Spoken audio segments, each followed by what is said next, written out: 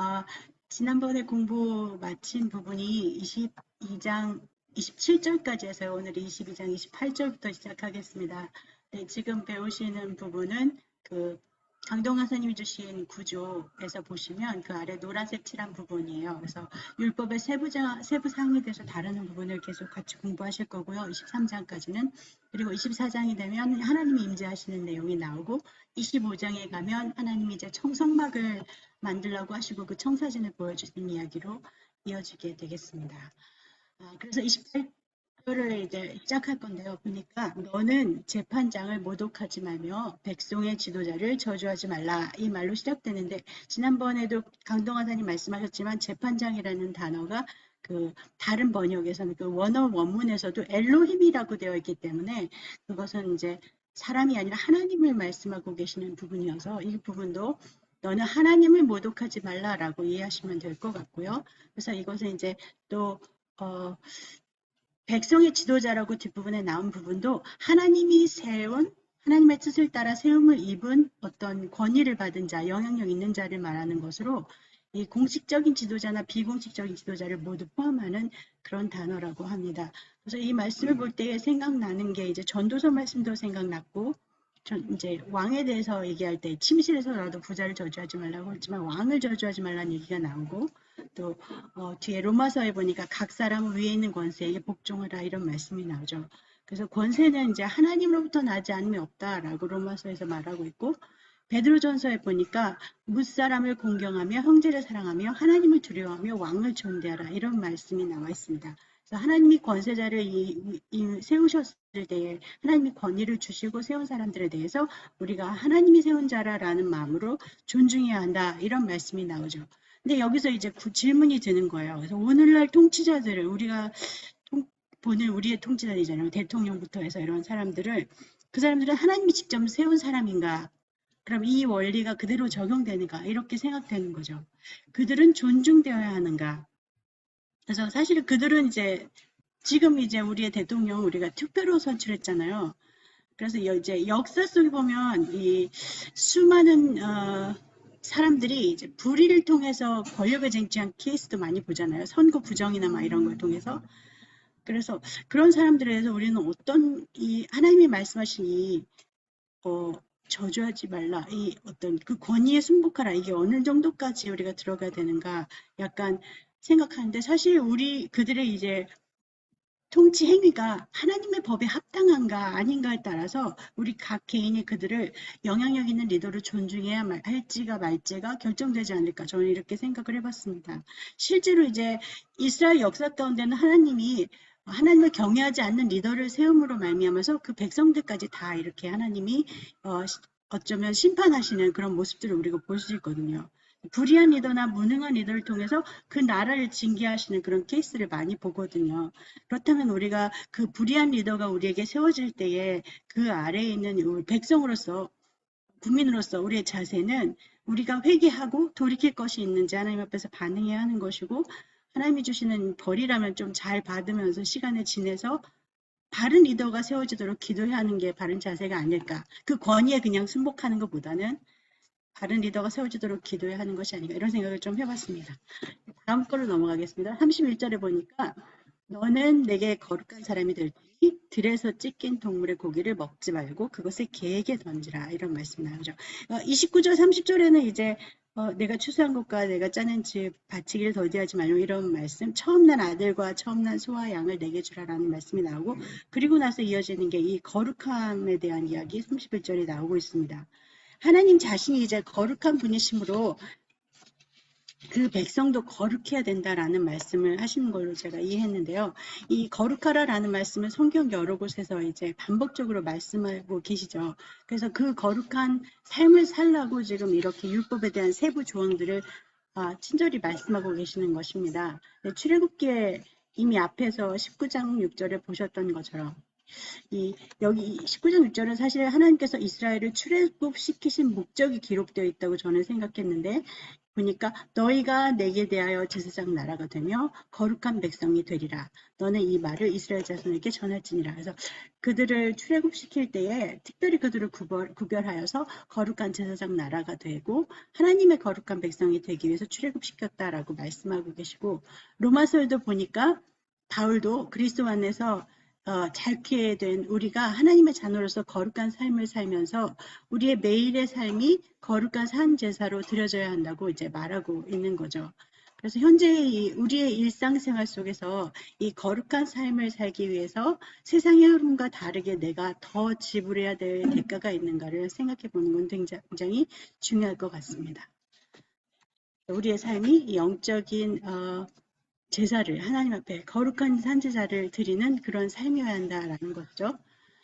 넘어가겠습니다. 23장으로 들어가는데요. 23장을 제가 파트를 몇 개를 나누면서 첫 번째 파트 1장에서 9장은 정의를 굽게 하지 말라라는 제목을 정했는데요.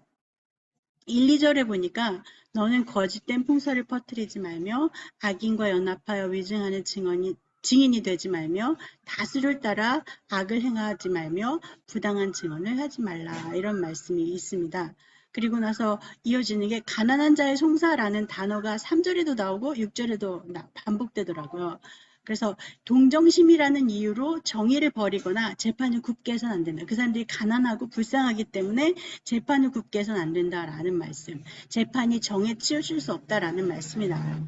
그런데 이제 이 가난한 자의 송사 두 개가 반복되는 그 가운데 중간에 뭐가 있냐면 4절 5절에 보니까 원수나 미워하는 자가 공경당한 것을 보거든 그들을 긍휼히 여기고 도우라라는 말씀이 기록되어 있습니다. 하나님이 우리에게 요구하시는 긍휼한 마음은 내가 불쌍히 여기는 사람을 향한 동정심만이 아니라 우리 손에 도울 힘이 있다면 원수와 미워하는 자에게까지도 우리의 도울 힘이 미쳐야 한다라고 말씀하고 계신 거죠. 그리고 이제 9절에 보니까 이방 나그네에 대해서도 말씀하실 때에 하나님의 공의에 따라 공정히 대할 것을 말하고 있습니다. 그래서 그들은 이제 이스라엘 중에 거주하는 외국인들을 말씀하시는 것인데 그들에 대해서 부당한 이익을 취하거나 배격하는 것에 대해서 금지하는 말씀이죠. 압제하지 말라라고 명하시는 것이죠. 네, 그리고 뒷부분으로 넘어가겠습니다. 이제 10절에서 13절은 제가 안식년과 안식일에 관한 법이라고 적었는데요. 11절을 보니까 이 땅의 안식년에 대해서 말할 때 일곱째 해는 갈지 말고 묵혀두어서 내 백성의 가난한 자들이 먹게 하라. 이 땅의 안식년을 명하신 이유는 그 한 해 동안에 땅이 쉬게 하고 그 땅에서 자연적으로 자란 곡식과 열매들은 가난한 자들이 먹을 수 있도록 하기 위한 것이었고요. 그 다음에 12절에 보니까 사람의 안식일에 대해서 말씀하시는 거예요. 너는 여세 동안에 내 일을 하고 일곱째 날에는 쉬라. 내 소와 나귀가 쉴 것이며 내 여종의 자식과 나그네가 숨을 돌리리라. 이렇게 되어 있죠. 사람의 안식일을 명하신 이유는 사람이 쉼으로 인해서 그의 소와 나귀와 여종의 자식과 나그네가 숨을 돌린다라고 하시는 거예요. 그런데 한 가지 인상적인 건 하나님께서 사람의 안식일을 명하셨지만 사람의 안식년을 명하신 적이 없다는 거거든요. 그래서 하나님은 철저히 안식일을 명하셨지만 또 6년간 열심히 일했으니까 7년째는 안식년을 해라 이렇게 말씀하신 적이 없는 거예요. 근데 실제로 많은 선교사님들이 최선을 다해 이제 안식년을 좀 챙겨보고자 노력하거든요. 근데 이게 성경에는 그 얘기가 없더라고요. 근데 왜 이렇게 많은 선교사님들이 최선을 다해 안식년을 이렇게 챙기고 싶어 하냐면 사실 안식일을 제대로 챙기지 않아서이지 않을까라고 저는 생각했어요. 선교사들이 이제 지칠 대로 지치고 번아웃이 돼서 하지 못해서 마지막 순간에 죽지 않으려고 이 안식년을 챙기는 모습들을 종종 보거든요. 근데 그럴 경우에는 이미 건강에도 여러 가지 적신호가 나와 있고 난 뒤여서 안식년을 보내고도 회복이 굉장히 더딘 경우를 제가 많이 보거든요. 그런 의미에서 이제 사실은 제 주위 사람들 쉴 수 있게 하기 위해서는 안식일을 여세를 일하고 7일째는 쉬는 어떤 안식일을 정기적으로 가지려고 애쓸 필요가 있겠다 이런 생각을 또 해봤습니다. 넘어가겠습니다. 네, 13절. 23장에 이제 세 번 우상숭배하지 말라는 말씀이 이제 13절에 나오고 24절에 있고 32절에도 나오는데요. 여기 말씀하시는 것이 이제 13절에 다른 신들의 이름은 부르지 말며 내 입에서도 들리게도 하지 말라. 사실 이것은 십계명 중에 첫 번째 계명에 해당하는 것인데 이제 23장에만 이 얘기를 세 번이나 반복하는 것을 보면 우상 숭배 위험이 이 출애굽한 이스라엘 백성에게는 굉장히 컸던 것 같습니다. 이제 이방 민족의 지역으로 가고 가나안 땅에 특별히 굉장히 많은 이방 족속들이 살면서 엄청난 우상 숭배를 하고 있었기 때문이겠죠. 그래서 21장부터 23장까지 율법의 수많은 세부 사항들을 통해서 관계 안에 지켜져야 할 법들을 말씀하고 계시지만 그 근본적으로는 하나님과의 바른 관계, 그러니까 우상 숭배를 하지 않고 하나님만을 섬기며 하나님의 백성답게 사는 것이 얼마나 중요한가를 계속적으로 말씀하기 위해서 이 우상 숭배를 하지 말라라는 말을 지속적으로 중간중간 말씀하고 계신 것이 아닌가 이런 생각을 했습니다. 23장 14절부터 19절까지는 이제 유대인의 중요한 3대 절기에 대해서 이제 설명하시는데요. 첫 번째 절기는 무교절, 이거는 무교병의 절기라고 써 있는데 이스라엘이 출애굽 직전에 이제 급박한 상황일 때 하나님 명령에 따라서 무교병을 구워 먹었던 일이 있었잖아요. 이게 12장에 나오는 이야기인데 그것을 기념하는 절기로 아비볼, 그러니까 유대인의 달력의 1월에 해당하는 그 달에 15일부터 21일까지 7일 동안 지키는 절기입니다. 무교절. 그런데 이 절기는 이제 애굽의 마지막 재앙, 장자의 재앙과도 연결된 거라서 여호와의 넘어가심을 경험한 6월절이라고도 불리기도 했다고 합니다. 다 아시다시피. 그리고 두 번째 절기를 말씀하시는 이제 맥추절인데요. 맥추절은 봄의 밀수확을 기념해서 드리는 봄 작물 추수감사제 이렇게 생각하시면 돼요. 그래서 다른 말로는 이제 초실절이라고도 부르는데 이 무교절 앞에 것이 지나간 50일이 지난 때에 이루어지기 때문에 오순절이라고도 부릅니다. 그리고 이제 세 번째 절기는 수장절이죠. 가을의 모든 추수가 끝나는 시점에 초막을 짓고 일주간 생활하는 그런 절기인데요. 광야 생활을 기억하는 절기여서 초막절이라고도 부르죠. 그래서 오늘날 양력으로 한 9월, 10월쯤 우리 추수감사절쯤 그때쯤 해당된다고 합니다. 그래서 14절에 말씀하시기를 너는 매년 3번 내게 절기를 지켜지니라. 그게 반복돼서 17절에 내 모든 남자는 매년 3번씩 주 여호와께 보일지니라. 라고 되어 있죠. 이 모든 남자는 사실 이스라엘 인구조사에 포함되는 20세부터 그 이상의 사람들을 가리키는데 특별히 이 절기는 남자들만 지켰던 거라고 볼 수 없는 것이 여자와 아이들도 함께 지켰던 것을 뒤에 있었던 어떤 사건들을 통해서도 알 수 있는 것 같아요. 사무엘상 1장에 보면 이제 엘가나가 그 가족들을 다 데리고 여호와의 성전에 올라가는 얘기도 나오고 또 누가복음 2장에 보면 예수님의 부모님들이 예수님과 그때 12살 된 예수님과 함께 예루살렘 올라가는 것들을 볼 때 남자들만 예루살렘에 갔던 것이 아니고 이 절기를 지키려 했던 것이 아니라 가족 모두가 남녀노소 모두 다 함께 움직였던 큰 행사였다라고 생각할 수 있겠습니다. 이제 23장 22절부터 33절로 넘어갈게요. 여기 보면 하나님의 약속과 명령이 이제 요약돼서 기록되고 있는데요. 20절에 보니까 내가 사자를 내 앞서 보내어 길에서 너를 보호하여 너를 내가 예비한 곳에 이르게 하리니 라고 되어 있고 22절 23절에 보니까 내가 내 원수에게 원수가 되고 내 대적에게 대적이 될지라 내 사자가 내 앞서 가서 하면서 하나님이 앞서가시는 얘기가 계속 반복됩니다. 27절에 보니까 내가 내 위엄을 내 앞서 보내어 내가 이를 곳에 모든 백성을 물리치고 28절에는 왕벌을 앞서 보내신다고 하죠. 내가 왕벌을 내 앞에 보내리니 하나님의 주도적인 인도하심과 보호하심이 약속되는 내용이라고 보았습니다. 근데 여기 등장하는 여호와의 사자는 누굴까? 내 사자, 여호와의 사자는 누굴까? 성경 여러 곳에 다른 곳에도 여호와의 사자가 등장하는데요. 그게 천사를 지칭하는 것일 수도 있고요. 유대의 랍비들은 여기에 있는 내 사자를 모세나 여호수아라고도 생각했다고 해요.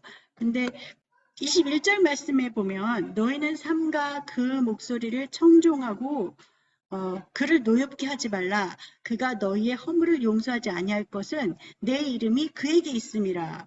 라고 말해요. 내 이름은 하나님의 이제 권위와 그 하나님의 인격과 그것을 말하는 것이어서 여기서 그 사자에게 하나님이 함께하여 임자여 계신다라는 의미로 볼 수 있거든요. 그렇다면 이것은 누구일까라고 생각했을 때 이것은 어떤 하나님의 사자는 그런 어떤 신적인 능력을 지닌 분으로 아브라함에게 나타나서 이제 소돔과 고모라에 대해서 대화하셨던 그 하나님 자신, 곧 성육신 이전의 그리스도의 모습이 아닐까 이런 생각을 저는 했습니다. 네, 다른 의견이 있다가 강동원 사님 추가해서 얘기해 주실 수 있을 것 같고요. 어쨌든 25절, 26절에 보니까 또 내 하나님 여호와를 섬기라 라고 하셨죠. 그리하면 여호와가 너희 양식과 물의 복을 내리고 너희 중에서 병을 제하리니 내가 너의 날수를 채우리라.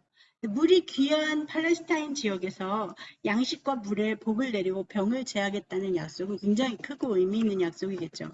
이 모든 약속에 대한 단 하나의 조건은 무엇이었냐면 내 하나님 여호와만을 섬기라라는 거였어요. 그런데 이제 우리 모두가 아는 것처럼 이스라엘은 이토록 반복된 당부와 명령을 사실 지키지 못했죠. 결국 우상숭배에 빠지는 곧 머지않아 우상숭배하는 일을 보게 되죠. 안타까운 일입니다. 24장으로 이제 빨리 넘어가겠습니다. 하나님을 뵙다라는 제목을 정해봤는데요. 하나님이 이제 세부적인 어떤 그런 이런 모든 자세한 율법들을 설명하시고 나서 이제 벌어지는 상황입니다. 1절에 보니까 또 모세에게 이르되, 이제 얼마의 시간이 지났는지는 정확히 알 수는 없어요. 그런데 또 모세에게 이르되, 하나님이 다시 나타나셔서 모세에게 말씀하시는 상황이죠. 앞에 있던 이제 율법 세부 정황을 담은 언약의 말씀을 주신 이후로 다시 이제 모세와 아론과 아론의 두 아들 나답과 아비후 그리고 이스라엘 장로 70명을 함께 여호와께로 올라와서 멀리서 경배하라고 말씀하시는 부분입니다. 여기에 구체적으로 이름을 불리운 사람은 모세, 아론, 나답, 아비후 네 사람뿐입니다. 그 중에 이제 나답과 아비후는 여러분이 잘 아시지만 레위기 10장 이후에 보면 제사장직을 잘못 수행해가지고 잘못된 다른 부를 분양하다가 죽임을 당하는 아론의 아들들이잖아요. 그래서 거룩함을 지키지 못한 대표적인 예예요. 근데 이때는 그 이전의 상황인 거죠. 그런데 흥미로운 건 이들이 이제 곧 하나님의 그 임재하심을 경험하잖아요. 하나님의 그 거룩하심을 경험하고 거룩하신 그 앞에 나아가는 상황인 거잖아요. 그래서 그게 굉장히 의아했습니다. 이들은 하나님의 그 임재를 경험하는 그 경험치가 있었음에도 불구하고 뭐 얼마 되지 않은 시간 후에는 그 어떻게 다른 부를 드릴 수 있을까? 그 하나님의 거룩함에 대해서 이렇게 경홀히 여길 수 있었을까라는 게 굉장히 의아하다고 생각했습니다. 2절 말씀을 보니까 너 모세만 여호와께 가까이 나오고 그들은 가까이 나오지 말며 백성은 너와 함께 올라오지 말라. 네, 이 이름이 명명된 4명 중에서 그리고 함께 있었던 다른 70의 장로 중에서 그 모두는 입구까지만 있게 하고 그들 중에서 모세만을 여호와께 가까이 나오라고 부르시는 거죠. 이것은 모세가 특별히 의인이어서 그랬다고 보기보다는 그도 사실 모세도 사람이었잖아요. 사실 모세는 살인자였습니다. 살인한 경력이 있는 사람. 그리고 도망자였었던 적도 있고 혈기가 여전히 가득한 인간이었는데 그가 온전하고 하나님 보시기에 충분히 거룩했기 때문에 대표자를 선택하셨다기보다는 이건 역시 하나님의 크신 은혜였다라고 저는 생각하죠. 이 죄로 죽을 수밖에 없는 인간들, 그 백성들을 대표해서 중재자로 모세를 긍휼로 은혜로 선택하신 하나님. 네. 처음에 선택하시 광야에서 부르실 때부터 그러셨지만 이 부분에서도 여전히 그냥 모세를 권위를 세워주시고 중재자로 하나님이 선택해서 올리시는 장면 이렇게 생각했습니다. 그래서 3절에 보니까 모세가 하나님의 말씀하신 모든 율법과 세부사항들을 이제 백성에게 전달하는 부분이 먼저 나오거든요. 그리고 그 백성들이 거기에 대해서 응답하죠. 말씀하신 대로 우리가 다 지키겠습니다. 그리고 4절부터 8절까지는 모세가 그 말씀을 기록했다라는 내용이 나오고요. 그러고 나서는 이제 그 기록한 것을 백성 앞에서 이제 낭독을 하는 그런 얘기, 언약식을 사실을 하는 장면이 나옵니다. 산 아래다 제단을 쌓고 그 옆에 세운 이제 12기둥, 그 백성들의 그 지파들을 대표하는 12기둥을 세워서 하나님과 계약을 맺는 그 12지파를 상징하는 걸 세우고 이제 쌍방간의 계약을 체결하는 그 언약식이 이루어지는 장면인데 거기에 소의 번제와 화목제와 피뿌림이 포함된 그런 언약식이 이제 거행되죠. 그래서 모세가 제단의 절반의 피를 뿌리고 언약서를 낭독하자 백성들은 여호와의 모든 말씀을 우리가 준행하겠습니다. 이렇게 말하는 장면 있습니다. 그리고 모세는 나머지 피를 또 백성에게 뿌리면서 이는 여호와께서 이 모든 말씀에 대해서 너희와 세우신 언약의 피니라 라고 말하는, 네, 아주 공식적인 구체적인 그런 언약식이 이루어졌어요. 그리고 나서 이제 10절에 보니까 9절에 보면 이제 여호와께서 명하신 대로 그 74사람이 올라가는데 뒤쪽에 13절에 보니까 여호수아도 그 중에 있었던 것 같아요. 그래서 여호수아가 모세와 함께 나중에 최종적으로 올라가는 내용이 나오기 때문에 그러면 이 여호수아는 그 70명의 장로 중에 한 명이었을까? 이런 생각을 또 혼자 해봤는데 아니고 이름은 명명되지 않았지만 어디서 났을까? 이런 생각도 저는 질문을 해봤습니다. 어쨌든 그 하나님이 말씀하신 그 사람들이 이제 올라가죠. 그리고 그들은 10절에 보니까 이스라엘의 하나님을 보니, 네, 하나님을 본다고 말하고 있어요. 그의 발 아래는 천국을 편듯하고 하늘같이 청명하더라. 그들이 하나님의 임재를 경험합니다. 이 그룹의 사람들이. 이제 모세는 그 장면을 이렇게 묘사하고 있어요. 그 발 아래는 천국을 편듯하고 하늘같이 청명하더라. 이 천국은 사파이어, 푸른 보석, 뭐 이런 거잖아요. 근데 이게 에스겔 1장에 이제 환상 중에 본 하나님의 보좌를 묘사한 것과 비슷하다고 저는 생각했어요. 그래서 왜냐면 거기 보니까 그 모양이 남보석 같다라고 되어 있거든요. 네. 그 머리 위에 있는 궁창 위에 보좌 형상이 있는데 그 모양이 남보석 같고. 그래서 하나님의 보좌를 이때 본 것이 아닐까 이런 생각을 했습니다. 하나님의 얼굴을 본 사람은 아무도 없잖아요. 근데 이때 이스라엘의 하나님을 보니 하면서 묘사하는 것이 그 발 아래는 청을 편듯하고 하나님의 발등상, 하나님의 보좌를 본 것이 아닐까 저는 생각했습니다. 11절에 보니까 너무 감동적인 장면이 나오더라고요. 하나님이 이스라엘 자손의 존귀한 자들에게 손을 대지 아니하셨고 그들은 하나님을 뵙고 먹고 마셨더라. 이 존귀한 자들을 지도자들 혹은 선택된 자들이라고 번역되기도 하는데 주님의 그 보좌 앞에 머물고 있는 모세와 아론과 나답과 아비후와 70인의 장로 그들을 뜻하는 거죠. 근데 그들이 하나님의 그 거룩한 보좌 앞에 나아가서 죽임을 당하지도 않았다는 것은 죽임을 당하지 않았던 이유는 하나님이 손을 대지 않으셨기 때문이다라는 거죠. 굉장히 큰 은혜와 긍휼이 부어지고 있는 순간인 것을 알 수 있죠. 그리고 그 앞에서 먹고 마셨더라. 네, 뭐 제사 드리고 화목제를 드리고 난 남은 고기를 같이 나눠 먹었을 것으로 짐작할 수 있는데 그들이 하나님의 임재 앞에서 먹고 마시고 있는 거죠. 그래서 하나님 앞에서 같이 예배하고 함께 나눠 먹는 모습은 약간 공동체의 교제, 코이노니아가 떠오르더라고요. 신학시대의 코이노니아 같은 그런 전신이었겠다. 얼마나 풍성하고 아름다웠을까. 하나님의 임재 앞에 있었던 것 자체가 그런 생각을 했습니다. 네. 이제 24장 12절부터 18절로 넘어가겠습니다. 시내산에서 이제 40주야를 보내게 되는 내용이 나옵니다. 12절에 보니까 너는 산에 올라 내게로 와서 거기 있으라. 내가 그들을 가르치도록 내가 율법과 계명에 친히 기록한 돌판을 내게 주리라. 하나님이 친히 기록한 돌판을 주시겠다는 말씀인데요. 이 31장 18절에 보면 모세는 하나님이 친히 기록하신 두 돌판을 받아들고 산을 내려온 장면이 나오거든요.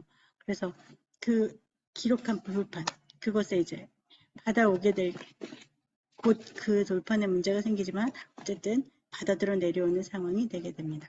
13절에 보니까 모세가 그의 부하 여호수아와 함께 일어나 모세가 하나님의 산으로 올라가며 네. 이 말씀에 보면 이제 여호수아도 하나님을 뵙고 먹고 마신 사람들과 함께 있었다는 얘기잖아요. 그리고 그 중에서 이제 모세만 혼자 올라오라고 하신 그 산을 향해서 다른 사람들보다는 더 나아가고 있는 모습. 네, 그래서 굉장히 예외적인 상황이죠. 여호수아가 올라가는 것을 허락하신 상황이 되는 거죠. 13절에 보니까 여호수아를 모세의 부하라고 부르고 있습니다. 모세가 그의 부하 여호수아와 함께 일어나 부하. 근데 이제 출애굽기 17장에 이 여호수아는 사실 아말렉과의 전투를 이끈 군사 지도자였잖아요, 나름의. 단순한 부하라기보다는 어쩌면 모세의 후계자 수업을 이미 받고 있었던 상황이지 않을까 이런 생각을 했습니다. 16절에 보니까 여호와의 영광이 시내산 위에 머물고 구름이 엿새 동안 산을 가리니 네, 우타가 있었네요. 일곱째 날에 여호와께서 구름 가운데서 모세를 부르시니라. 네. 그리고 이제 그 안에 올라갔는데 이제 6일간 침묵하신 하나님이 있으셨다는 거죠. 일곱째 날에 부르셨으니까요. 17절 보니까 산 위에 여호와의 영광이 이스라엘 자손의 눈에 맹렬한 불같이 보였고, 맹렬한 불은 약간 두려움과 무서움, 그런 공포를 줬을 수 있겠습니다. 하나님의 거룩하심을 느끼지만 거기에 비해서 자신들의 죄로 인해서 굉장히 두려움 가지고 백성들은 두려움에 사로잡혔을 수 있을 거라고 생각했고요. 18절에 보니까 모세는 구름 속으로 들어가서 산 위에 올랐으며 모세가 40일 40야를 산에 있으니라. 네, 이제 여기 말씀 가운데 구름 이런 것은 하나님의 임재를 상징하는 표시였잖아요. 하나님의 임재가 그 얼마나 강렬했던지 멀리 있는 이스라엘 백성들의 눈에는 맹렬한 불처럼 보였고 하나님이 저기 임재하셨구나를 모두 다 알고 있는 상황이었던 거죠. 그래서 산 위에 있던 그 모세는 이제 일곱째 날에 여호와께서 구름 가운데 부르실 때까지 기다림의 시간을 가졌습니다. 6일간 침묵하신 하나님. 분명 하나님의 임재를 보고 있었으나 6일간 침묵하신 하나님을 기다리는 모세. 그 마음은 어땠을까? 이렇게 생각해 봤습니다. 네. 그리고 드디어 6일이 지나서 여호와께서 구름 가운데 모세를 부르셨죠. 7일째가 되었을 때에. 그래서 그 부르시는 음성 속에서 모세는 하나님의 임재 속에 다시 들어가서 40주 40야를 하나님의 산에 있게 됩니다. 엄청난 일입니다. 이제 크신 하나님, 천지의 창조주이신 하나님께서 친히 신의 산에 강림하셔서 40주야 동안 모세를 대면하여서 말씀하셨다는 것이죠. 그래서 이제 25장부터는 이제 31장까지는 이제 그 40주 40야 동안 하나님께서 모세에게 말씀하시는 그 내용들이 기록되어 있습니다. 그 내용은 성막의 양식, 제사장의 규례 뭐 이런 것에 대해서 자세히 있는데요. 그 내용이 굉장히 구체적이고 세밀하게 이 여러 장에 걸쳐서 있습니다. 구조를 다시 보시면 지금 이제 24장까지 끝냈고 25장으로 들어갈 건데요. 25장부터는 이제 성막의 청사진, 하나님이 보여주시는 청사진을 보게 되는 내용입니다. 굉장히 제가 빠르게 하고 있죠. 긴장되면 이렇게 빨리 말을 합니다.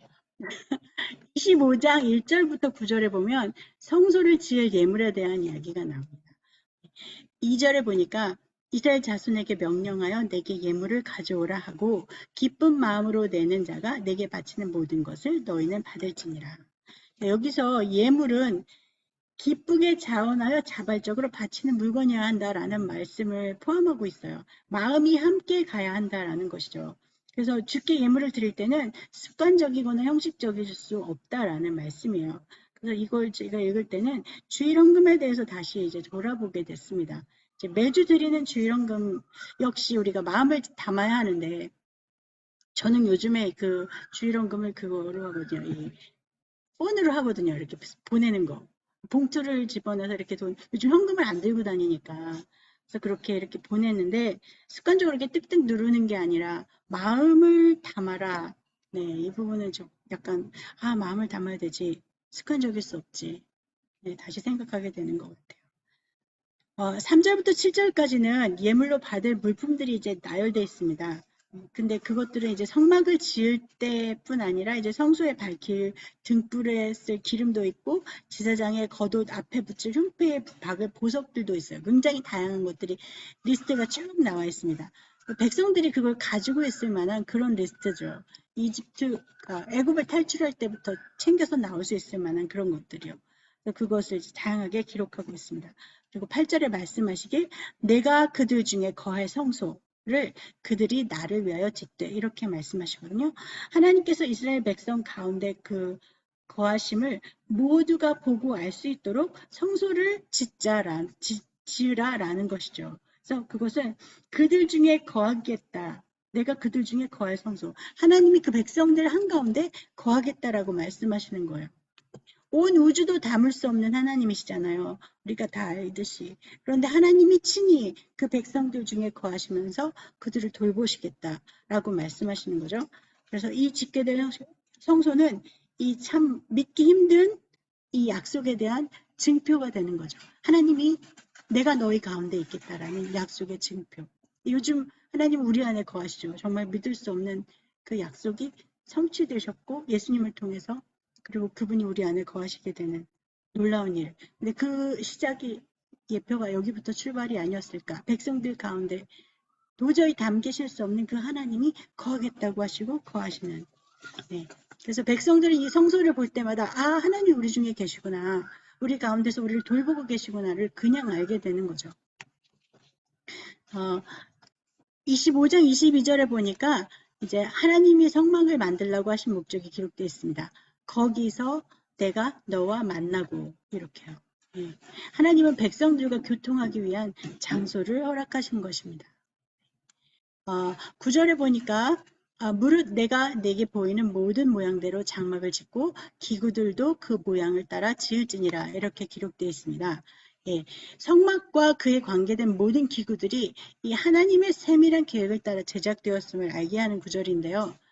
하나님께서는 모세에게 그 모양들을 설명만 해주신 것이 아니라 직접 보이셨다라는 것을 알 수 있습니다. 그래서 어떤 환상을 통해서나 또 그 장면을 그 모양들을 금촛대를 촛대 모양들을 보여주시고 받침이 어떻게 되어 있는지 말로도 들리게 알게 자세히 설명하셨겠지만 어쨌든 보일 수 있게 그래서 이미지가 모세가 각인될 수 있도록 하셨던 것 같아요. 보이셨다라는 말씀으로 알 수 있습니다. 어쩌면 실제로 이렇게 만질 수 있도록 이렇게 3D로 보여주셨을 수도 있을 거라고 저는 생각하는데 3D였던 아니면 그 홀로그램 같은 거였던 모세가 그 장면을 정확히 봤기 때문에 잊을 수 없는 그 이미지를 가지고 후에 만들 수 있게 되는 일이었던 것 같아요. 그래서 그대로 제작하는 일이 뒤에 나오죠. 네. 사실 36장 이후로는 실제로 성소를 만드는 내용이 기록되어 있는데요. 특히 39장에 보면 아까 여기 지금 PPT에도 써놨지만 5절, 7절, 21절, 25절, 31절, 42절 계속 반복해서 여호와께서 모세에게 명령하신 대로라는 표현 6번이나 반복됩니다. 그래서 그러면서 성막의 기구들, 성막 자체와 제사장의 옷까지도 모든 아이디어와 방법들이 철저하게 하나님께로부터 나왔고 그것대로 그대로 실현되었음을 강조하고 있습니다. 15장 10절에서 22절은 증거궤에 대한 이야기가 나와요. 10절부터는 이제 증거궤는 법궤, 언약궤 이런 다른 이름으로 불리기도 했는데 증거궤를 만들라라는 말씀이 나오죠. 조각목으로 직사각형의 궤를 짜야 되는데 근데 여기에 너는 이라고 하지 않고 그들이라고 말씀하셔서 저는 너무 다행이라고 생각했어요.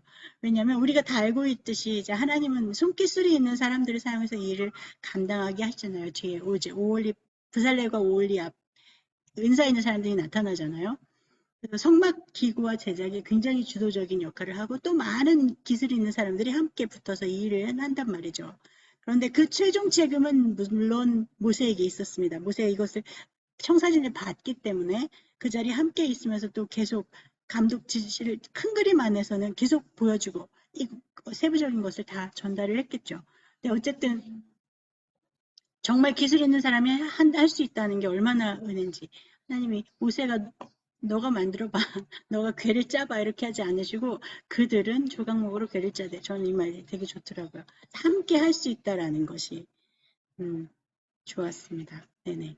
어쨌든 이 12절에 보니까 이제 금고리 넷을 부어 만들며 내 발에 달라고 되어 있는데 이 발이라는 단어가 사실은 이상하잖아요. 왜 갑자기 발을 달라고 그러지? 근데 이게 보니까 구석 모퉁이라는 뜻도 있대요. 그래서 새 번역에는 사실 내 모퉁이, 내 발이 아니라 내 모퉁이로 되어 있더라고요. 그 내 모퉁이에 금고리를 만들어 궤를 달고 이제 12절부터 15절까지 보니까 거기에 채를 만들어서 끼워두라라는 말씀이 나오는데요.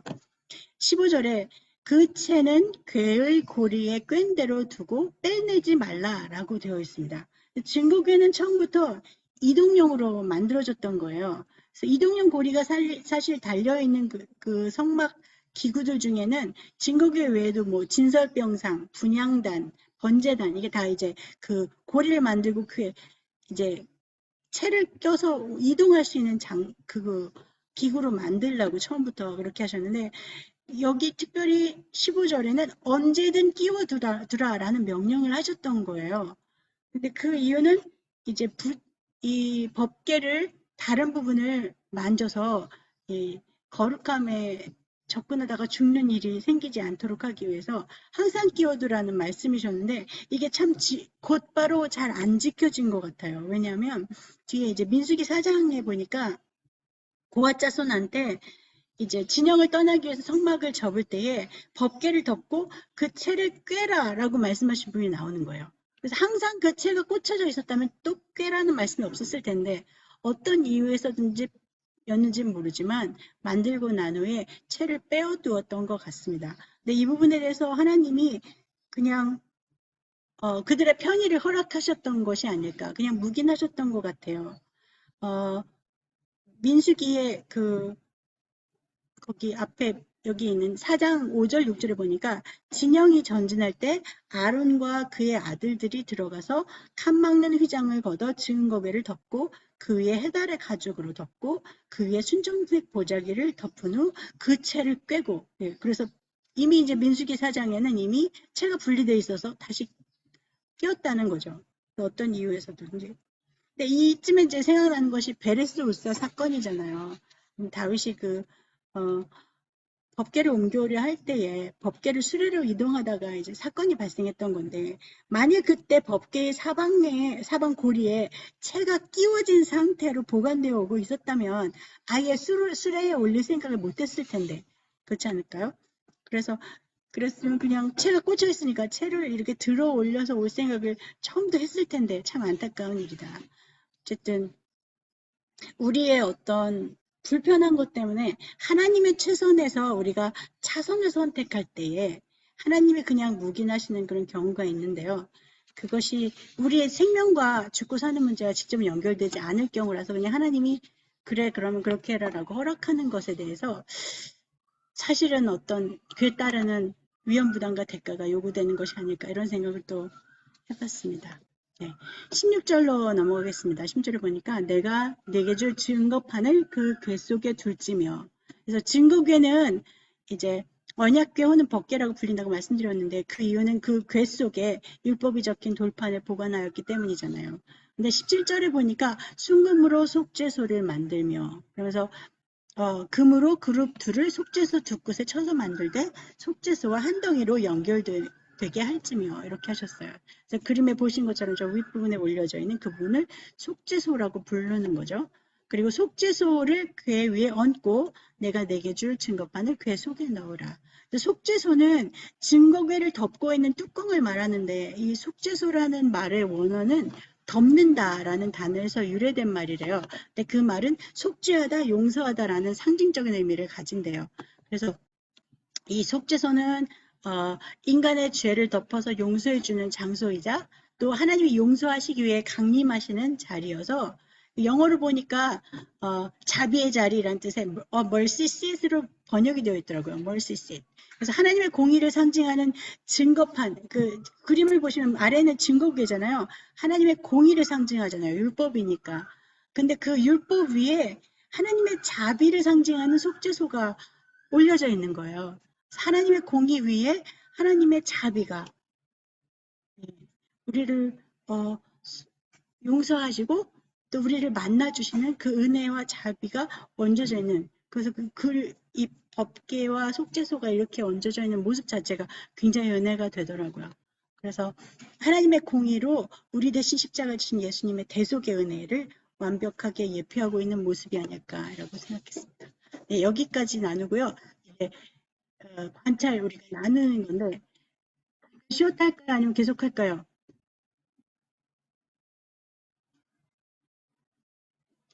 음소거 해주시고 말씀해 주세요. 안 들렸습니다. 성교사님만 힘 있으시면 계속 하시죠, 뭐. 네네. 그러면 오늘 굉장히 진도가 빨라서 되게 좋으시죠? 오늘 말씀 빠르시네. 발음이 정확하니까 그래도 듣기가 좋았지. 내가 발음했으면 그냥 다들 짰을 것 같아. 긴장했다는 아까 이제, 뜻입니다. 예. 긴장하면 말이 엄청 빨라져요. 이렇게 좋은 내용을 가지고 긴장을 하세요.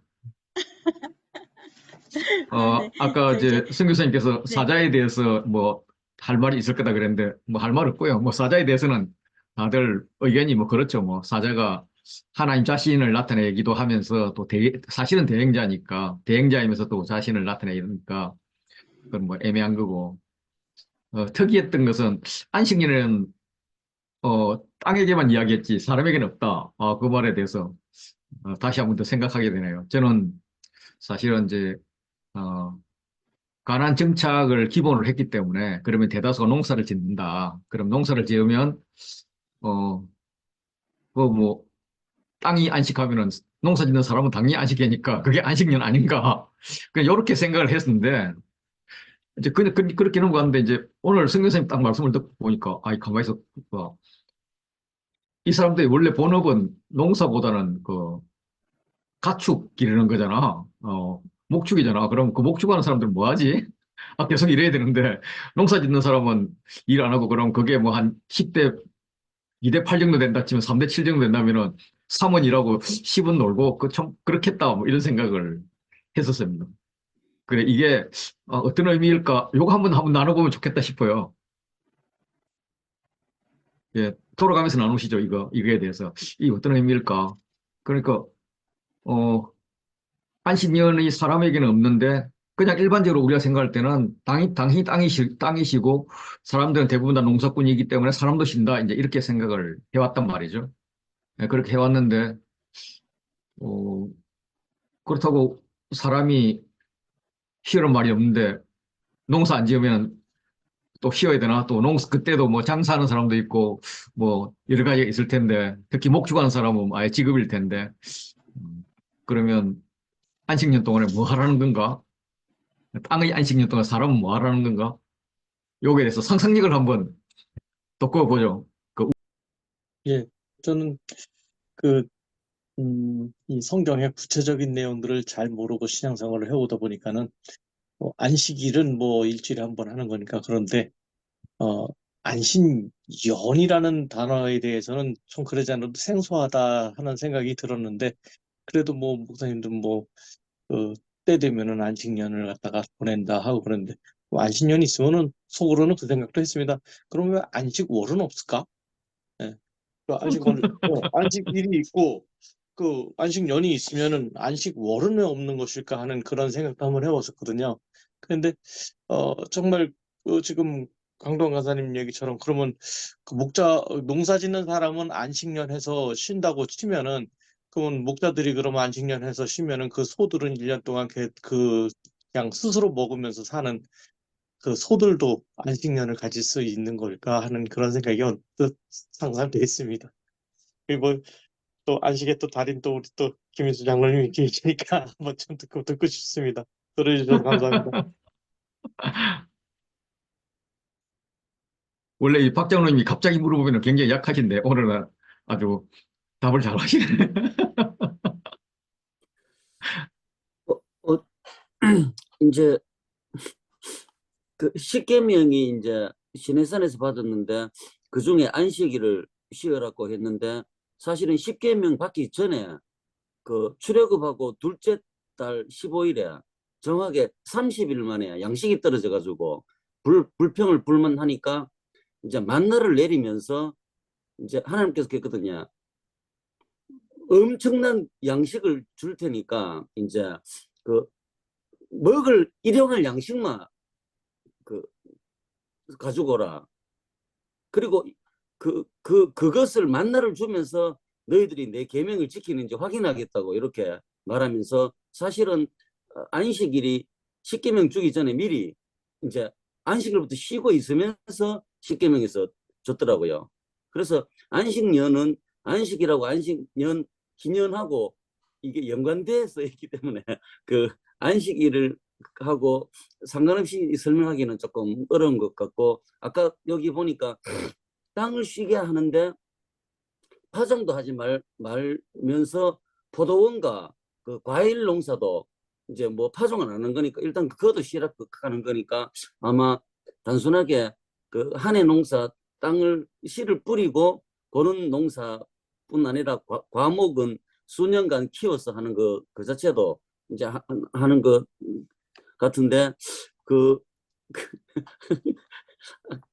결국 이제 그 성경에 안식년을 쉬지 마라 하는 것 자체가 저도 참 너무 깜짝스럽고 좀 그런데 좀 더 봐야 될 것 같은데 자꾸 이제 안식을 공부하다가 보니까 엄청나게 그 밤에는 메추리가 나오고 아침에는 만나가 내리기 때문에 엄청나기 때문에 그 일용할 거만 해락했는데 이 사람들이 이틀 거를 했다가 그 다음날 상해버리고 그리고 이제 그 6일 날에는 이틀치 해락해가지고 7일 날 가지 마라 했는데 나갔고 이러면서 하나님이 그 양식이 떨어졌을 때 하나님의 이제 하나님의 은혜만으로 살아갈 수밖에 없는 그 상황에부터 안식이라 하는 말을 하셨더라고요. 그 양식이 떨어지고 나서 이제 그런 게 좀 의미가 있는 것 같고 사람이 시작하는 거는 진짜 좀 충격적이고 조금 더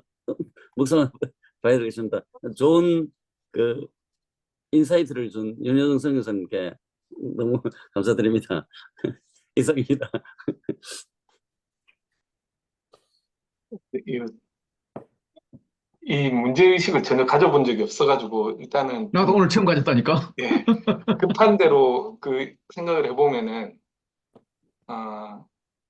이게 이제 안식이라고 하는 거는 결국에 하나님께서 함께 하시고 그분의 통치로 말미암아서 우리가 쉼을 누릴 수 있다. 이런 어떤 구원의 개념이라고 한다면, 사람은 이제 그 매 7일마다 안식을 하고 있거든요. 매 7일마다 이제 안식을 경험하고 우리가 뭐 날마다 이제 하나님의 어떤 그 임재와 통치와 그걸 통한 어떤 평안을 누리는 거지만, 특별히 그걸 이제 그 기념하는 의미로 이제 7일째를 쉰다라고 하면은, 땅은 이제 그렇게 할 수 있을까? 사람이 쉬게 되면은 일을 해야 되는 가축들도 쉬는 게 되거든요.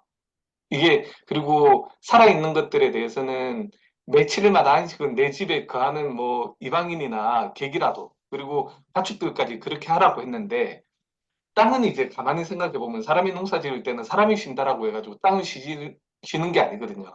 그러니까 어떤 뭐 주기적으로 농사의 어떤 그 주기 관련이라고 한다면은 퇴비를 넣어주고 뭘 하고 하면서 땅은 계속 이제 일을 해야 되는 건데, 그러면 이제 살아있는 생물들, 사람을 포함한 모든 살아있는 생물들이 일주일 단위로 이제 안식을 한다면은 땅은 그렇지 못한 것 같아요. 땅은 우리가 특별히 그 6일 동안 일하고 너가 7일째 쉬어, 그렇게 할 수는 없는 것 같고, 특별하게 그대로 그냥 두는 어떤 그런 이제 그 하나님의 어떤 이런 그 구원, 이것이 사람뿐만 아니라 모든 어떤 만물에 미쳐야 된다면은 결국에 땅은 그렇게 할 수밖에 없는 것이 아닌가라는 좀 그런 생각을 언뜻 해봤습니다. 이게 그 직업적으로 안식년이라는 말이 일반 직업에는 없거든요. 그러니까 공무원이나 회사나 어디든 안식년이라고 하는 건 없거든요. 필요하면 교수는 있어요. 교수는 이제 그걸 안식년이라고 하기보다는 연구년이라고 해가지고 자기네들이 아, 뭐 처음에는 안식년으로 하다가 예, 하도 옆에서 말이 많으니까 요즘에 자기들끼리 예, 연구년으로 연구년이라고 만들었어요. 해가지고 뭐 해외로 나간다든지 뭐 그렇게 하는데요. 그러니까 공식적으로는 없습니다. 안식년이. 공무원들도 어, 없습니다. 공무원들도 없고, 다만 이제 뭐 해외 연수 기회가 있긴 하고, 예외적으로. 어쨌든 좀, 어, 그런 것이 아닌가. 근데 이제 또 하나 생각을 해보면은, 이제 이스라엘이 결국에 희년을 제대로 지킨 적은 없다라고 보는데, 사람은 이제 매 7일마다 하지만, 이게 이제 희년이 되는 그 49년이 지나서 그 찾아오는 이 희년을 계산하려면은 이 또 중간에 이제 그 땅의 안식년, 이게 굉장히 중요할 것 같긴 하거든요. 그래야 이제 또 할 수 있을 것 같고, 두서없지만 이렇게 좀 나눠보도록 하겠습니다. 들어주셔서 감사합니다.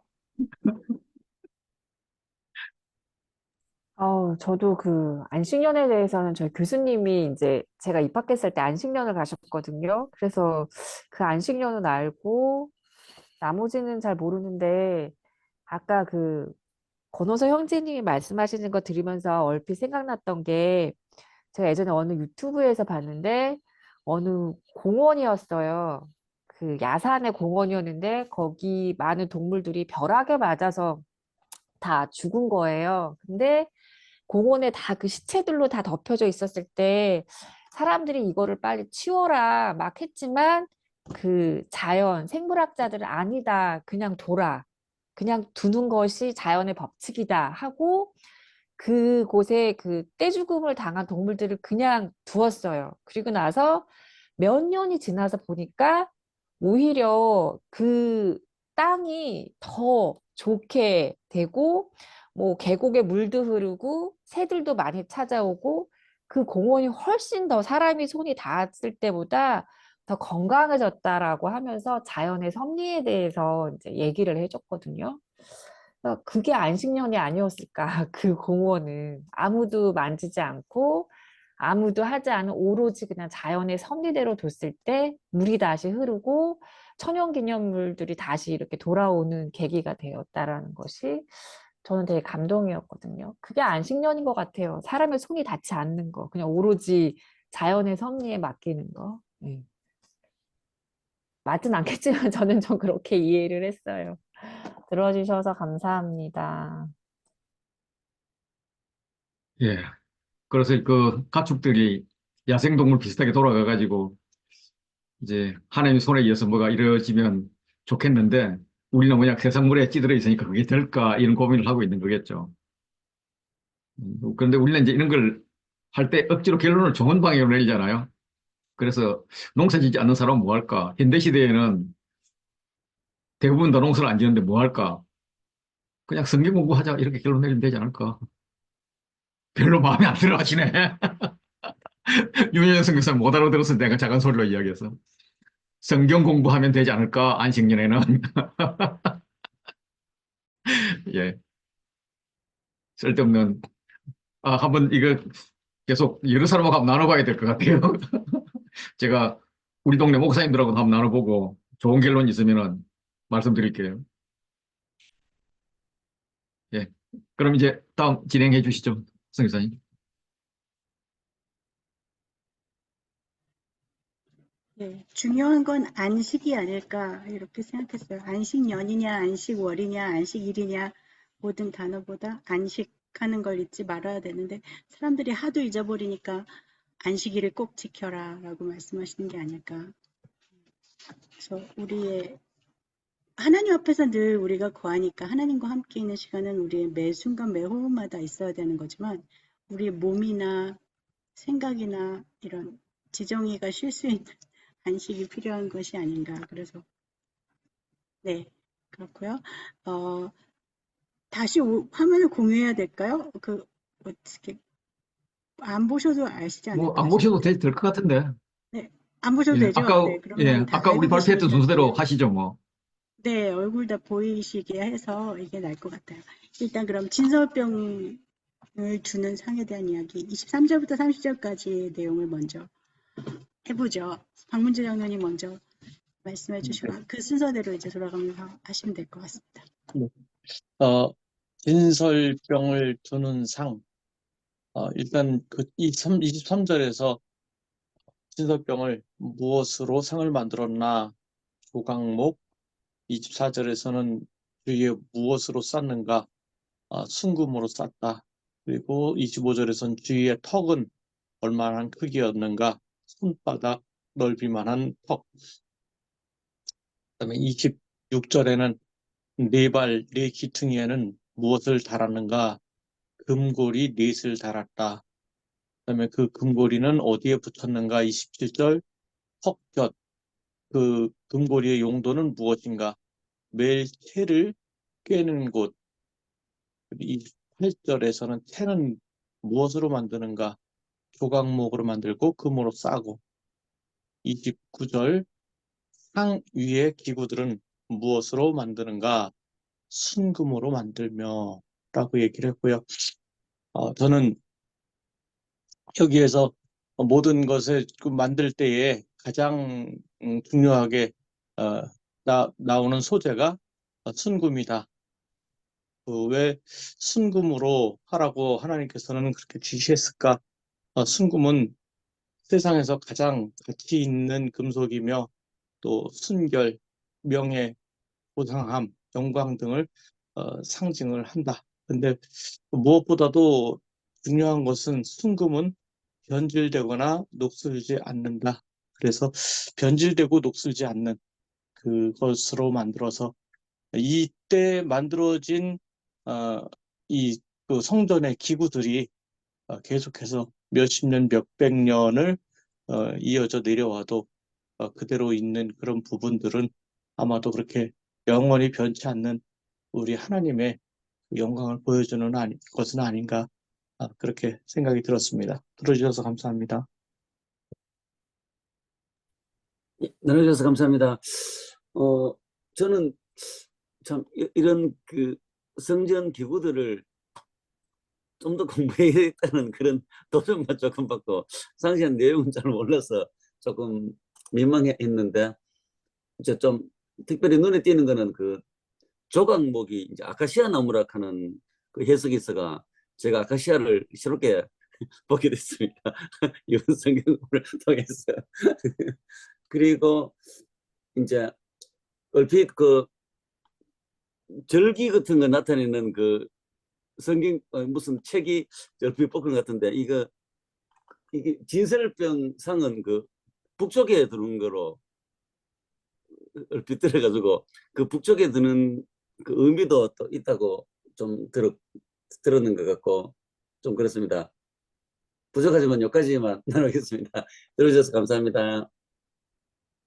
형님, 저 조각목 그 사진 못 보셨어요? 광야에 이렇게 나무 이렇게 서 있는 거. 못 봤습니다. 아, 아까 뭡니까? 그 이제 영어로는 아카시아 나무인데, 실제로 아카시아는 아닌 것 같은 느낌이 많이 들어요. 어, 이 나무거든요. 그 이제 그 이스라엘 같은데 그 여행 쭉 가다 보면은 드문드문 한 그루씩 있어요. 근데 이 나무가 굉장히 이제 그 단단하고 이집트에서는 이걸 이제 왕관 만드는 데서 쓴 그런 고급 나무라고 그래요. 이제 처음에는 이제 정말 그 사막에 자라기 때문에 볼품이 없거든요. 그래서 볼품 없는 그런 나무로 만들었다 이렇게 생각했는데 그게 뭐 사실은 이제 아주 귀한 목재로 그렇게 요데 뭐 이거 뭐 근데 영어로는 또 아카시아라 가지고 저게 아카시아 나무인가 하고 가까이 가서 보니까 우리나라 아카시아하고는 뭐 다르더라고요. 그리고 우리나라 아카시아는 좋은 목재는 아니잖아요. 안에 다 비어가지고 나무로 못 쓰죠. 네. 예, 건축재로 못 쓰죠.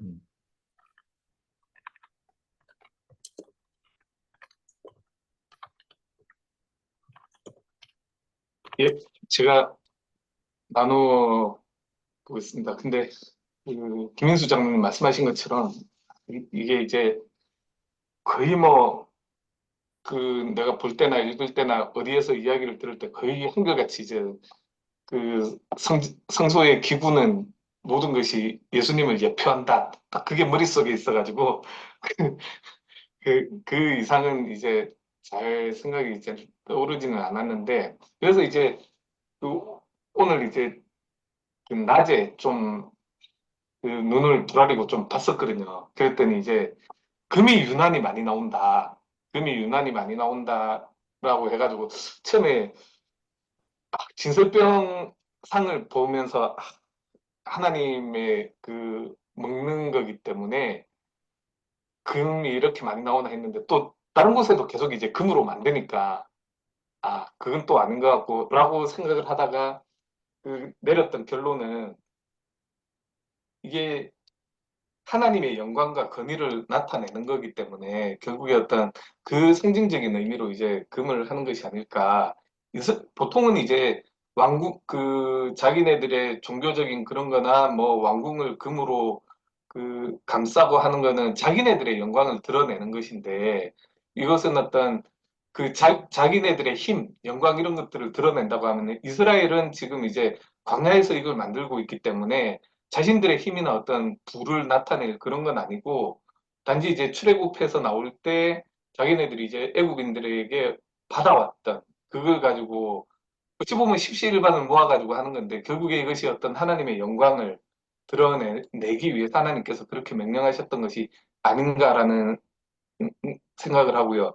그래서 레위기 24장 6절에서인가 그 우리 개역개정에서는 이걸 또 이제 순결한 상이라고 하더라고요.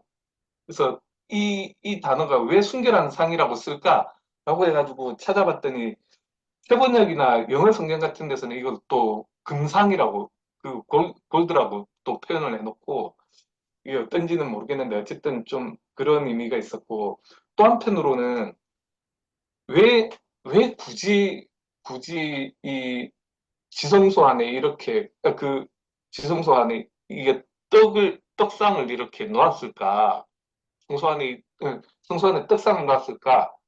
이 생각을 했을 때 우리 그 한국에서 그 조상한테 지내는 제사하고 유사한 의미일까 뭘까 그런 이제 생각을 좀 하면서 이건 결국에 뭐 물리적으로 먹는 건 아니어도 뭔가 상징적인 의미가 있을 텐데 그래서 대부분은 이걸 이제 대부분 설명은 뭐 그 예수님을 예표하기 때문에 여기 올라가는 떡은 그 생명의 떡이라 말씀하신 예수님을 의미하는 거다 뭐 그렇게만 하고 말던데 아까 이제 그 선교사님 강의하는 걸 들으면서 그 이 이스라엘의 70인 장로가 시내산에 올라가서 언약식을 할 때에 언약식을 했던 그 모습이 결국에 그 표면적으로는 그 언약식이라고 하지만 그 실질적으로 하나님과 어떤 이스라엘이 교제하는 거였다라고 생각을 하거든요.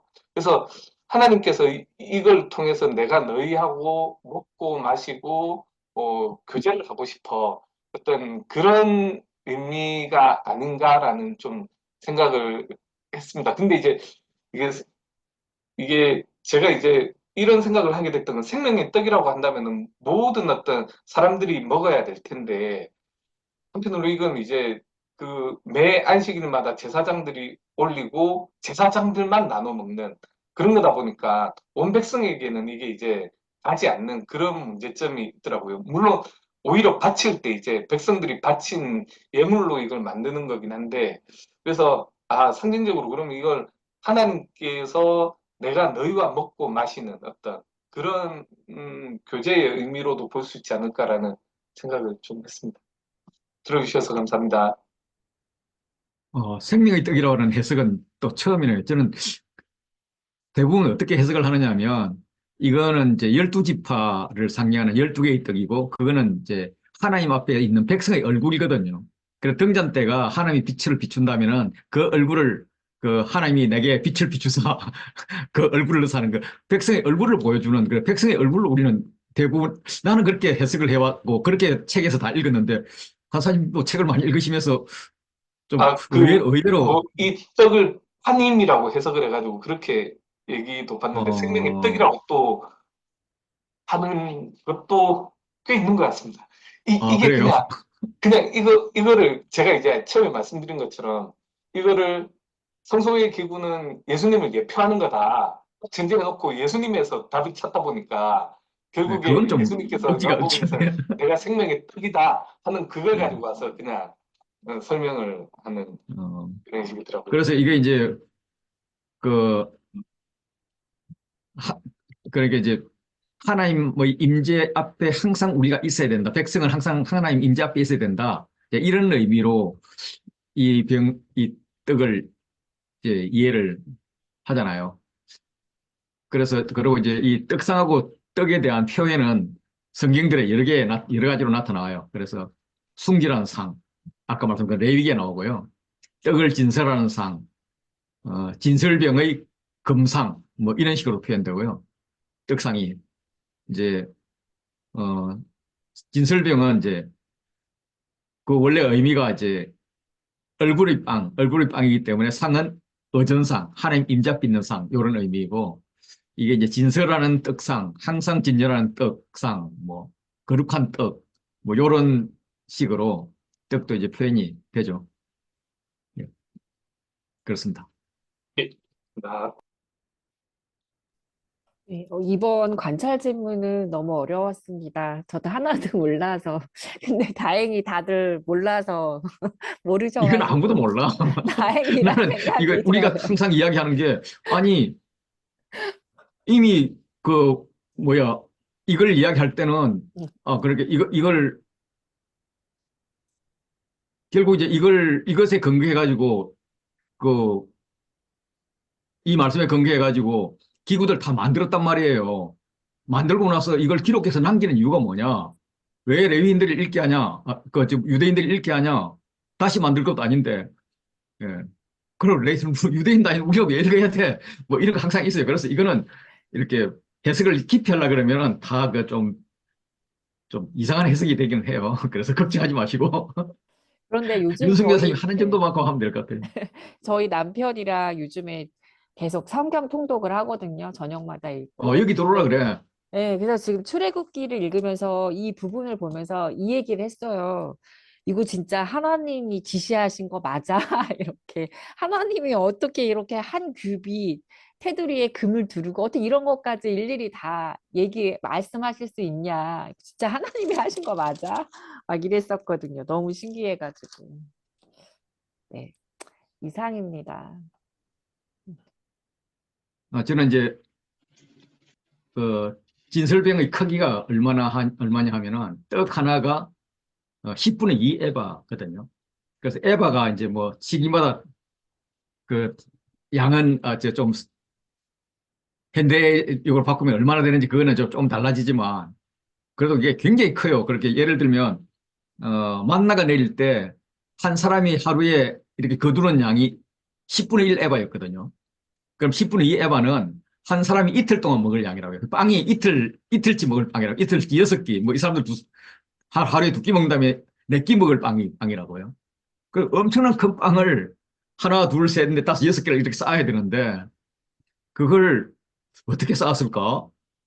그럼 그 빵이 이제 밀가루인데 이게 요즘같이 딱딱하게 만드는 기술이 있을 때도 아니고 그 막 갖고 온 거 막 드리고 싶을 거 아니에요. 갖고 온 걸 갖다 드리면은 놓고 1층은 그러다 치고 2층, 3층, 4층 했고 6층쯤 넣으면 아래 밑에 거는 완전 진짜 그야말로 빵이 아니라 떡이 돼버릴 텐데 야 이걸 어떻게 관리를 했을까? 하나님한테 그냥 풀떡을 드렸을까? 뭐 이런 생각을 하면서 어, 아래에 있는 떡이 눌러지지 않게 뭔가를 조치하려고 이 만드는 뭐 오알랍이나 리압이나 이런 사람들이 버살렐이나 이런 사람들이 엄청 고민을 했겠다. 그래서 아마 해보고 실패하고 해보고 실패하고 이러지 않았을까. 그래서 이 실패를 아주 격려하신 하나님 이런 것도 좀 생각해 봤고요.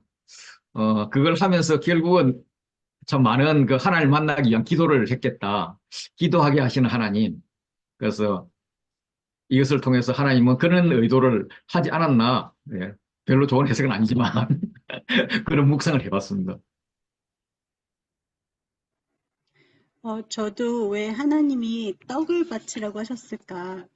하나님은 영이신데 떡을 드시지 않는데 태국 사람들이 섬기는 우상에게 아침마다 태국 사람들은 자기네가 먹는 과일, 뭐 귤 같은 거 하나 넣기도 하고요. 콜라 이렇게 뚜껑 따가지고 빨대 꽂아서 놓기도 하고 그 우상 앞에다 놓거든요. 매일 아침. 근데 많은 우상을 섬기는 이때 당시도 그랬을 것 같은데 다른 신전 막 이런데 음식을 갖다가 차려놓고 있었을 것 같아요. 우리나라도 그랬잖아요. 샤머니즘 음식을 막 차려놓고. 근데 왜 하나님은 떡을 두라고 하셨을까? 드시지도 않으면서 이런 생각을 했는데 그러면서 생각난 게 이제 부활하신 예수님이 너에게 떡이 있느냐 말씀하셨던 분이 생각나는 거예요. 그러면서 굳이 떡을 안 드셔도 될 텐데 그때 제자들하고 같이 뭘 드시지 않으셔도 되는데 생선을 드시고 떡을 드시고 하신 것은 그 사람들과 교제하면서 함께 먹으면서 나누시는 것이 은혜가 있으셨지 않을까. 우리를 위해서 그렇게 하신 것이 아닐까. 물론 부활하신 예수님의 몸이 있으셔서 음식을 섭취해야 된다는 걸 우리에게 알려주신 되게 중요한 사건이 기억되는데 그것과 동시에 그냥 우리 수준으로 오셔서 우리와 교제하기 원하셔서 아까 권호성 간사님도 그 얘기를 하셨는데 교제하는 함께 떡을 떼고 나누는 그런 의미로 그래서 이것도 그런 것이 아닐까. 우리를 위해서 굳이 떡을 차려놓지 않아도 되지만 매일 아침에 하면서 하나님 앞에 드리면서 우리가 맨날 먹는 이 빵이지만 하나님께 구별해서 드리는 하나님께 하나님의 면전에 드리는 하나님께 드리는 떡 그러면서 어떤 교제의 의미를 우리에게 주시려는 것이 아니었을까 이렇게 저는 생각했습니다. 네, 들어주셔서 감사합니다. 그럼 다음 분으로 넘어갈까요? 31절부터 40절까지 등잔대와 기구들에 대한 이야기. 네, 박문재 장로님 먼저 해주십시오. 예, 저는 먼저 시켜주셔서 너무너무 감사합니다. 이렇게 할 말 없는데. 예, 그리고 우리 그 윤여정 선교사님 그 말씀이 조금 느려지셔갖고 너무 반갑습니다. 긴장이 풀어지신 것 같아서요.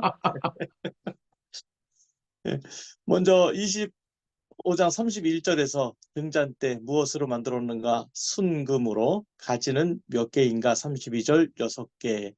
33절 자는 어떤 꽃의 형상인가? 살구꽃. 그다음에 35절에서 등잔대에서 나온 6가지를 위해서 무엇을 두었는가? 꽃받침을 두었다. 그다음에는 39절 등잔대와 이 모든 기구를 만들 때 든 금은 얼마인가? 순금 한 달란트. 이렇게 돼 있고요. 여기서 이제 하면서 들었던 생각은 순금 한 달란트로 어, 등잔대와 이 모든 기구를 만들었는데 그것이 등잔대 하나하나 만들 때마다 순금이 한 달란트였는지 아니면 전체를 만드는데 순금 한 달란트였는지는 정확하게 파악하지 못했지만 어쨌든 그 순금 한 달란트는 34kg랍니다. 근데 이 34kg를 오늘날에 우리가 쓰는 그 단위로 환산해 보면은 34,000g, 한 돈이 뭐 3점 몇 g이라고 치면은 금 만 돈이고 금 한 돈에 한 40만 원 정도 지금 시세가 간다고 하면 한 40억. 그런데 이거를 또 어떤 저기 책에서는 이렇게 또 설명했더라고요. 금 한 달란트는 은 22,500세겔이다. 은 22,500세겔은 종 한 사람의 몸값이 은 300세겔이었다. 그러면은 종을 750명을 살 수 있는 돈 또는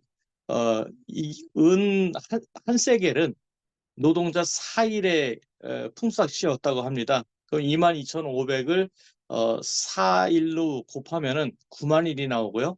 9만 명의 일당이 나온다. 일당을 10만 원 정도로다가만 계산해도 약 90억 정도 되는 돈으로 되는데 그래서 여기에서 우리 그 25장 2절이었나요?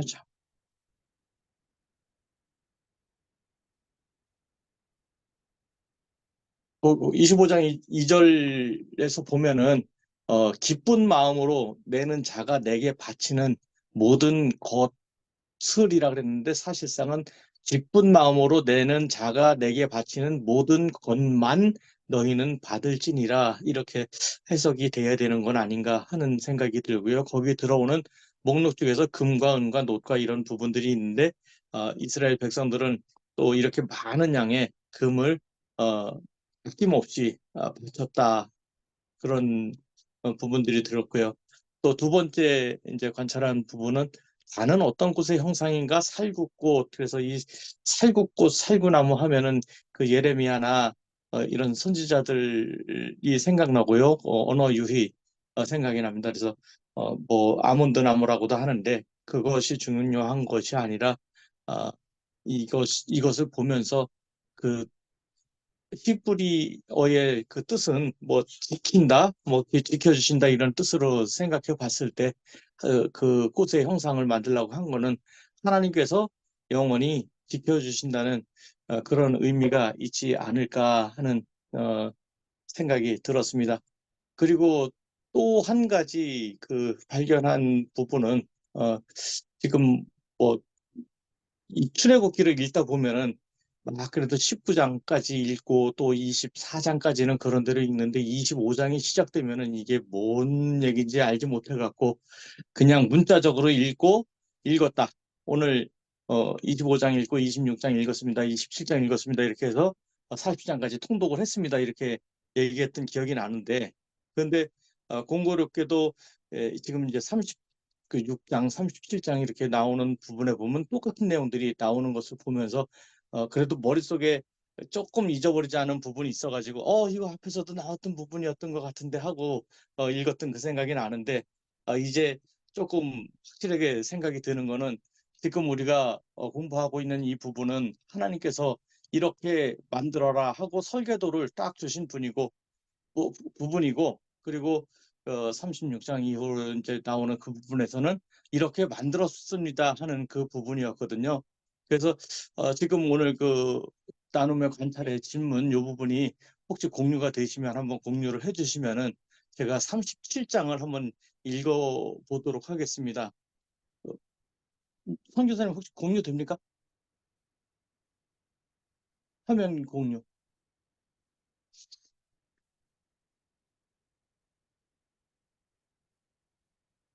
예, 31절. 예, 30절. 너는 제가 37장에 있는 말씀을 읽어보겠습니다. 그가 또 순금으로 등잔대를 만들되 그것을 쳐서 만들었으니 그 밑판과 줄기와 잔과 꽃받침과 꽃이 그것과 한 동이로 되었고 가지 여섯이 그 곁에서 나왔으니 곧 등잔대의 세 가지는 저쪽으로 나왔고 등잔대의 세 가지는 이쪽으로 나왔으며 이쪽 가지에 살갗꽃 형상의 잔 셋과 꽃받침과 꽃이 있고 저쪽 가지에 살갗꽃 형상의 잔 셋과 꽃받침과 꽃이 있어 등잔대에서 나온 가지 여섯이 그러하며 등잔대 줄기에는 살꽃꽃 형상의 잔 넷과 꽃받침과 꽃이 있고 등잔대에서 나온 가지 여섯을 위하여는 꽃받침이 있게 하였으되 두 가지 아래에 한 꽃받침이 있어 줄기와 연결하였고 또 두 가지 아래에 한 꽃받침이 있어 줄기와 연결하였고 또 다시 두 가지 아래에 한 꽃받침이 있어 줄기와 연결하게 하였으니 이 꽃받침과 가지들을 줄기와 연결하여 전부를 순금으로 쳐서 만들었으며 등잔 일곱과 그 불집게와 불똥 그릇을 순금으로 만들었으니 등잔대와 그 모든 기구는 순금 한 달란트로 만들었더라. 아멘. 이렇게 하는 그 부분이 딱 나온 걸 보면서 어쩌면 이렇게 동일하게 했고 모세는 정말 하나님께서 지시한 대로 정확하게 순종해서 이렇게 만들어 놓은 그런 부분들을 보면서 순종은 이런 것이구나 이렇게 만들었구나 하나님은 이렇게 만들어라 얘기하고 모세는 이렇게 만들었습니다 하는 그 모습을 보면서 큰 은혜가 되는 시간이었습니다. 들어주셔서 감사합니다. 예, 장로님 하늘에서 진짜 은혜가 될 감사합니다. 것 같네. 나는 읽었던 게 또 나오면 뭘 짜증나게 또 쓰고 막 이렇게 짜증내는데 장로님은 그러니까 진짜 순종의 사람이네. 부러워. 난 장로를 떼버려야 될까 봐. 저도 저기 반장 자리가 너무 두려워서 박문재 장로님한테 넘겨. 제가 할 말을 박 장로님이 다 하셔가지고 저는 패스하겠습니다.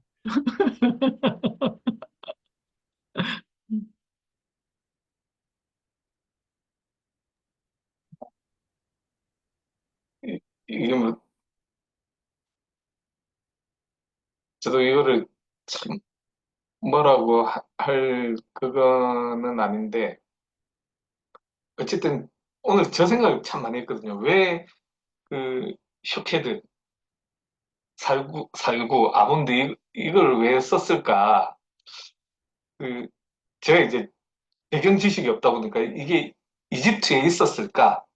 이 세대들은 과연 이 꽃을 봤을까?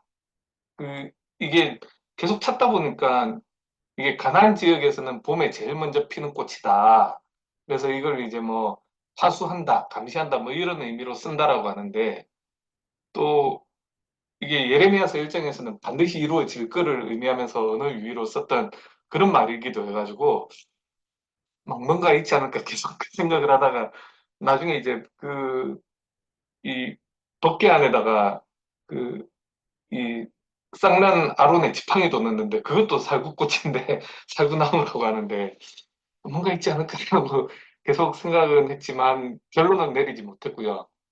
어쨌든 여기 말씀 그대로 지금 이제 37절에 아까 이제 강동 간사님 말씀하셨던 것처럼 이게 이제 이 진설병 자체가 떡이 그 이스라엘의 얼굴이라고 한다면은 파님의 떡이라고 한다면은 이 빛을 항상 비추게 해야 된다라고 하면은 이 빛은 결국에 어떤 그 요한복음 1장에서 말씀하시는 빛으로 오신 어떤 예수님 그걸 예표한다라고 볼 수 있지 않을까라는 그런 생각을 했고요.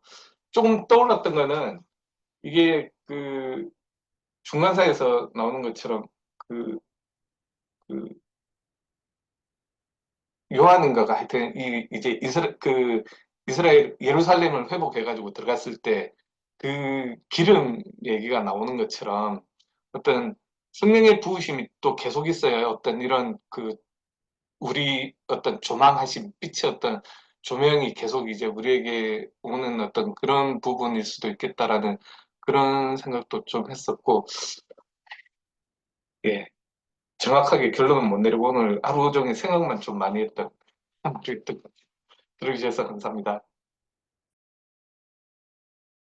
선생님, 하루 생각해가지고 결론 내릴 정도면은 그 학자들이 바보게 아마 제가 볼 때는 평생에도 결론 못 내리실 것 같아요.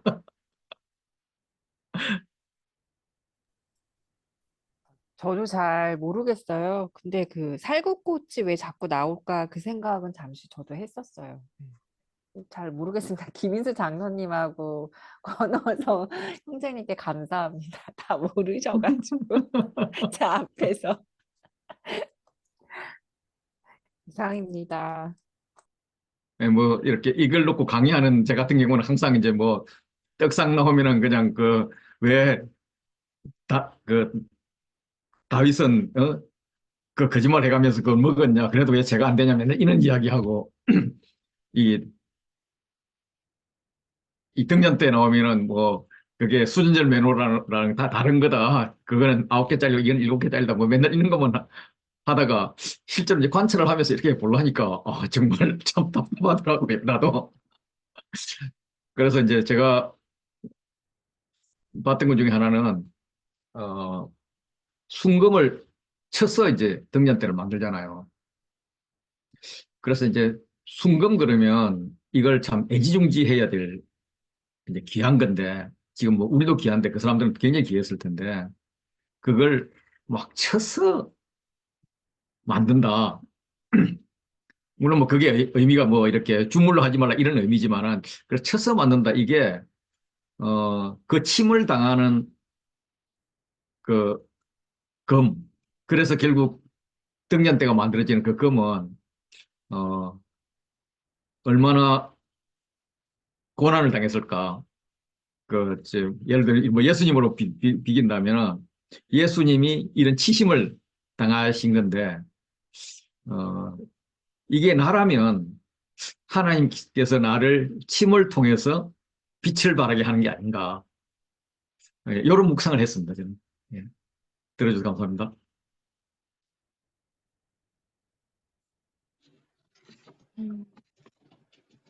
저는 등잔 왜 7개를 했을까 할 때 이제 7 완전수라고 하시니까 그리고 빛이라고 할 때 이제 요한계시록의 4장 5절에 보좌 앞에 켠 등불 7이 있으니 이는 하나님의 7영이라 이런 말씀이 있어서 그러니까 항상 우리를 비추시는 그러니까 예수님은 빛으로 오셨고 또 나를 믿는 자를 어둠에 거하지 않게 하려 함이라 이 말씀이랑 연결해서 이 등잔 7에 있는 7개의 불이 항상 성소 어두울 때 밤새 다음날 밝을 때까지 밝히는 성소를 안을 밝히는 기구였던 것처럼 성령께서 우리를 늘 밝히시는 예수님이 우리를 어둠에 있지 않게 빛으로 부르시는 그렇게 이제 연결해서 생각을 했습니다. 들어주셔서 감사합니다.